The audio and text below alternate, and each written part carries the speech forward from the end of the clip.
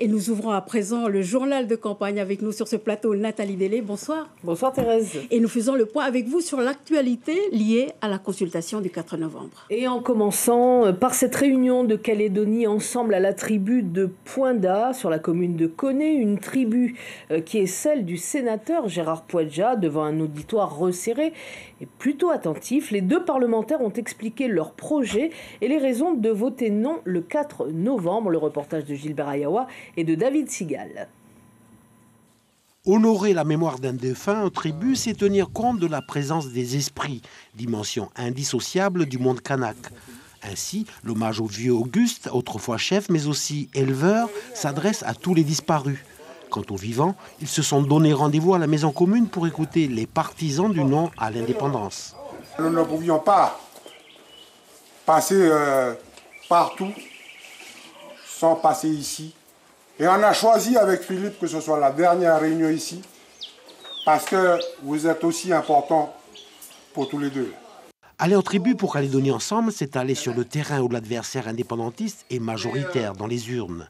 Sans négliger les vecteurs de communication comme la presse ou les réseaux sociaux, le contact direct est privilégié malgré la dictature des sondages. C'est même une source d'inspiration quand le public pose des questions. La nature calédonienne est tellement diverse, avec des identités tellement fortes, avec parfois des réserves d'expression, mais un cœur et une générosité immense, qu'au total, on a recueilli tout ça tout au long de cette campagne. Et on en a fait notre miel. La présence de journalistes métropolitains dans l'assistance indique l'importance du rendez-vous du 4 novembre. Mais comme à Wailou quelques jours plus tôt, ce sont les préoccupations du quotidien, comme la taxe sur la grande consommation, qui dominent dans les questions du public. On voit à la télé, ils parlent de les trucs d'aide médicale, tout ça, les trucs de CAFA, tout ça qui remontent. Mais c'est la moitié. C'est mieux quand il vient nous expliquer ici. Comme ça, nous, on sait que ça nous intéresse. Et puis c'est important pour nous d'écouter ça. Vous savez pour qui vous allez voter le 4 ? Non, je ne peux pas dire. Je ne peux pas dire. Ce qui nous intéresse, c'est le Calédonien. C'est l'habitant de ce pays, qu'il soit ici depuis 3000 ans ou qu'il soit ici depuis quelques décennies. Et ce qui nous intéresse, c'est d'aller partager avec lui notre projet pour l'avenir.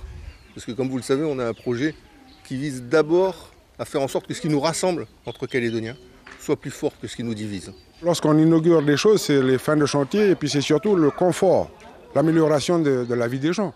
Et c'est ça qui m'importe. Voilà. Moi, ce que je souhaite maintenant, c'est que l'on fasse un peu plus d'efforts pour le développement sur nos terres coutumières.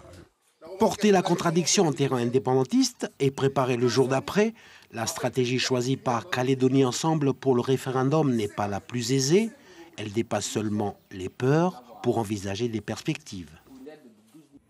Alors après l'ère Otmawap, c'est le comité régional de l'ère Païchi-Tchimoui qui tenait samedi dernier une réunion d'information à Nouméa. Objectif, informer les administrés des 6 communes de l'ère coutumière qui travaillent dans le sud des moyens de transport qui seront mis en place par les mairies pour aller aux urnes. Le reportage de Nadine Guapana et Sylvie Méhoun. À Ponériouin, il y a une semaine, c'est en musique que les comités nationalistes et citoyens du FLNKS du pays Païchi-Tchimoui clôturaient leur tournée politique dans les 66 tribus.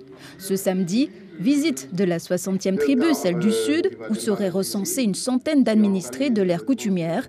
À Rivière-Salée, dans la salle de boxe Vincent Cafoa, le comité régional de l'Air rappelle l'enjeu historique d'un oui à l'indépendance pour toutes les communautés du pays. Tout le monde d'ailleurs, qu'ils soient blancs, jaunes ou noirs pour nous, on a tous quelque chose à rendre à Kanaki. Les administrés de Poya, Pointe-Bout, Koné, Touo, Ponériouin et Pointe-Dimier sont invités à prendre les bus affrétés par leur mairie. Pour un aller-retour sur Pointe-Dimier, il faudra compter 10 heures de route ce 4 novembre. Ça m'arrange parce que je ne peux pas partir avant dimanche. J'ai des impératifs ici. Donc c'est parfait. Je pars dimanche matin pour revenir dans l'après-midi. Juste le temps de voter et revenir sur Nouméa. Ces moyens de transport financés par les communes sont gratuits pour tous ceux qui s'inscrivent. Et quelles que soient les intentions de vote, ces bus sont mis à la disposition de tous. Objectif, limiter l'abstention. La stratégie du FLNKS, c'est de gagner le oui par air, par région. Donc sur la région Païti-Tchimoui, on est autour de 16 500 et quelques électeurs.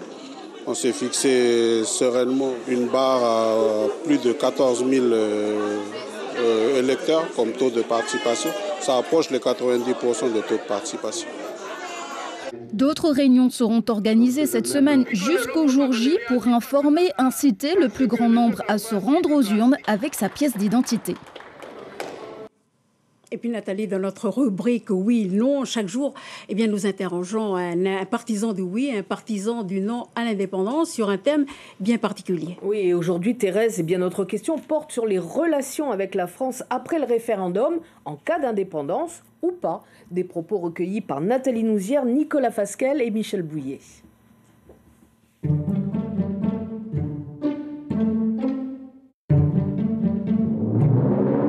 Avec la France, nous voulons simplement rompre les relations qu'on a actuellement, parce que ce sont des relations de pays dominés à pays dominants. Donc ce qu'on veut, c'est de recréer des relations de partenariat avec la France, d'égalité à égalité. Donc les relations, on veut simplement les situer dans le cadre du partenariat et dans la période dite de transition, parce que c'est à ce moment-là qu'on va mettre sur table les discussions sur les derniers transferts de l'État. Donc, pour nous, il s'agit simplement de discuter de cela avec l'État. On en discutera essentiellement sur les compétences régaliennes, parce que c'est sur ces compétences que l'État est censé nous transférer. Donc, dans notre projet, on dit simplement qu'il faut qu'on fasse le partenariat avec la France, mais aussi on va discuter aussi de la nationalité, de la double nationalité, et puis de la reconnaissance internationale. Puissante, forte. Pourquoi? Deux raisons. Parce que la France, d'abord, c'est le lien entre nous tous. La France, c'est la langue véhiculaire qui conduit les Calédoniens à se comprendre entre eux. La France, c'est les valeurs de la République. Liberté, égalité, fraternité, démocratie, liberté d'opinion, d'expression. Ces valeurs qui ont irrigué la Nouvelle-Calédonie au-delà de l'ethnie de chacun. La France, c'est une école, l'école de la République qui devient une école du pays, mais à laquelle tous les Calédoniens participent. Donc la France, c'est d'abord le lien entre nous tous, entre toutes les communautés du pays. Et puis la France, c'est bien sûr quelque chose qui nous protège parce qu'elle assume l'ensemble des compétences régaliennes, à la fois en termes de sécurité intérieure, police, gendarmerie, justice, mais également en termes de sécurité extérieure, avec la défense et les relations étrangères. Donc la France, c'est un peu comme le grand récif autour de notre île, ça nous protège de certains d'entre nous et puis aussi des prédateurs extérieurs. L'autre version du oui et du non, avec cette fois la parole aux Calédoniens. Ce soir, c'est un partisan du non à l'indépendance qui s'exprime au micro de Cheikh Mariaïd, José Solia.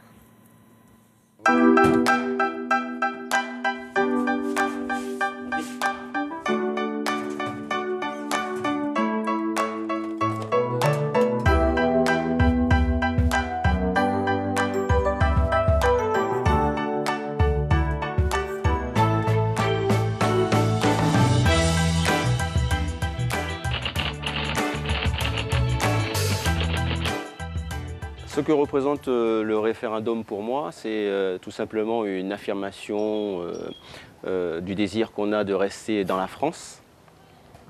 Parce que quand on voit la place et l'espace qu'il y a ici, et le peu d'hommes qu'il y a ici, on se dit que quand même, il y a de la place pour tout le monde.